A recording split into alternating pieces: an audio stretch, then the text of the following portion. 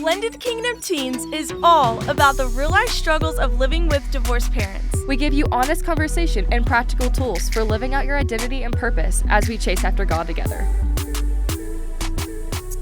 Hey BKT, what is up? Welcome back to another episode of our podcast. Today we're going to be talking about faith over fear and what that looks like with trusting God with your future despite your family's past and struggles. Yeah. So, give us the verse, Jerzi. Okay. Jeremiah 29:11. Everyone knows it, and if you don't, you should read it. Here it is. For I know the plans I have for you, declares the Lord. Plans for welfare and not for evil, to give you a future and a hope. So good. So good. Many background to this verse. It's going to be so short.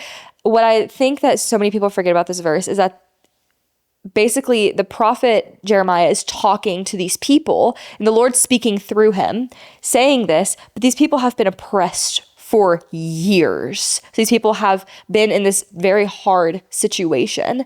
For as long as they remember, generations have probably grown up in it. And he's telling them, I have a plan for you, but it's just not yet. And I think that that applies very well to what we're talking about today and how God says, I have a plan for you, but you're sitting in the struggles and you're dealing with the family situations. And yes, your parents are divorced. And yes, everything's changing. Your life is going a million miles an hour, and yet it feels so slow at the exact same time. He's like, but I have a plan for you. I have plans to prosper you and give you a hope and a future. And I think that that's really, I think the context of that verse just goes so well with what we're talking about today. And so, Jerzi, I want to ask you the question of, when was a moment that you felt that everything that you've been through with your parents' divorce and getting remarried, when was a point where you felt like that defined you and it defined who you would be one day? I mean, I think just growing up, as soon as my parents got divorced and my parents sent us to this church ministry thing called Divorce Care. Mm-hmm. And I'm like, this is so dumb. Like, it's just a bunch of us kids whose parents just got divorced. And right after my parents got divorced, like, everything was about the divorce, you know? Whose house were we at? Whose place were we going to? And it's really confusing because I was, like, the only person in the friend group who had divorced parents. And it was so easy. Like, when they were talking about family stuff, my brain was instantly like, you know, divorce. Like, and I would say something about, oh, like, I just got to my mom's house, and so she's not going to let me come over. So, like, everything's defined by divorce. But, like, I didn't really let it define me. Like, for the longest time, I didn't really, like, date or do anything, like, a lot of that, like, when I was younger. And so I never, like, thought about, like, my future and, like, what divorce might do about that. I just, I'll do, 2 holidays, 2 whatever, like, all the time. But I think that the first time I ever felt, like, thankful for that definition of the fact that I am a blended child was whenever I got the opportunity to come on to this ministry to meet with you, meet you freshman year at college. I mean, the first time I met my stepsisters, it was right after their parents had gotten divorced, and I was working in the kids ministry at my church, and they came to me for prayer. And, like, I wouldn't have been able to speak into them in that moment if I hadn't had the defining moment of my parents getting divorced.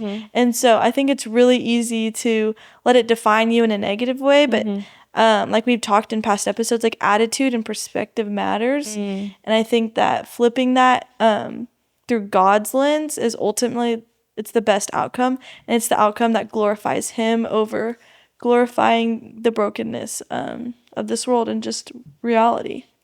Literally going right off of that, like, your past and the things that happened to you and the things that you didn't ask for, those don't define you. And they don't make you who you will be. Yes, they make you who you currently are, because that is your testimony. That is your story. Those are things that God knew that you had to go through because he's building your character for something and the future that he does have for you. But those don't define you. You are not only a child of divorce. You are not only somebody's step sibling or only somebody's stepdaughter or son. Like, that's not who you are, but it's part of you. And I think that we get all these labels, especially growing up. I remember being in high school, like adding all these labels onto myself because I'm like, yeah, I'm this, but I'm also this, and I'm also this. And like, we forget the main label of child of God, because that is who we are. That is the only name that will ever matter. That's the name that we are seen as and defined as by the creator of the universe. And so, like, if you're listening today and you feel like I am a child of divorce, I am a step sibling, or you're speaking negativity over yourself of that you are only these things, I want to tell you that that's not true. That's not who you are. It's part of you, but it is not you. Mm-hmm. You are loved by God. You are seen by God, and you are a child. You are his son or daughter that he cares for so deeply. And he doesn't want you to be defined by these labels. He definitely doesn't want you to think that this thing that happened to you is going to be that's going to be the rest of your life. Just because your parents got divorced does not mean that you will grow up and get married and get divorced as well. That is not what that means. It does not mean that you're always going to have this chaotic life and you're not going to understand what things are, and you're just kind of feeling like you're like in the ocean of your own life and the waves are crashing in on you. That's not what that means. It means that he does have a plan. Mm-hmm. He does have a purpose for your life. He has a plan to prosper you in the midst of the oppression. He has a plan for a future for you that is perfect according to his will, and a hope that he's going to give to you, because he knows that's the thing you're going to grasp onto, is the hope that he gives and only he provides for you. Yeah. And so I think that it is so, so important to not let these labels and not let the things that we have experienced define what we will experience, because they don't.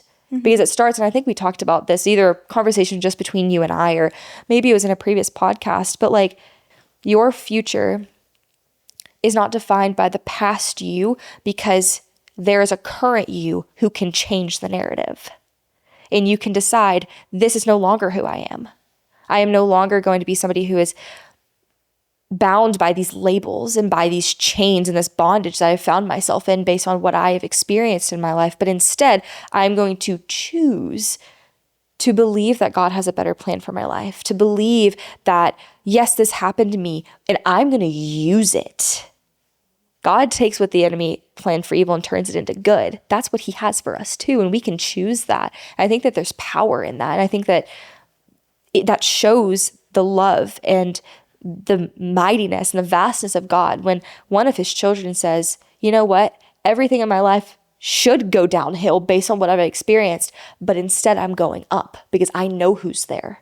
We find ourselves caught in these almost like a void of down spiraling about who we are. Identity is a huge thing as a teenager.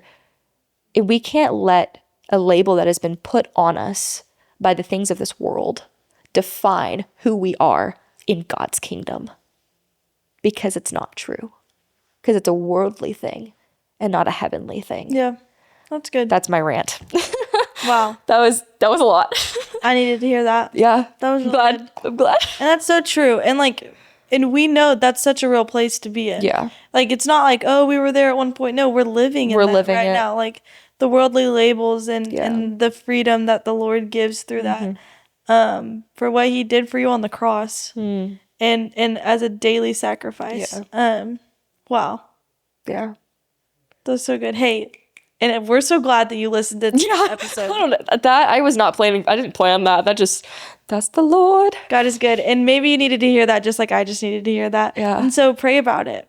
Yeah. Figure out what labels are you holding on to that the Lord didn't put there. And so, pray through that. Hey, we cannot wait to see y'all in the next episode. Yeah, that's great. Thank you so much for coming in. And we have TikTok, Instagram, YouTube, all the things. Reach out to us. We literally want to be with you in this. And I know that this is not an easy thing to overcome. Trust, it's not. And so we want to be with you in that, because community matters, especially in this, and finding who you are and who you are in Christ. The people around you matter. So also go listen to that last episode when we talked about that. Definitely. But as always, stay strong and courageous. Bye.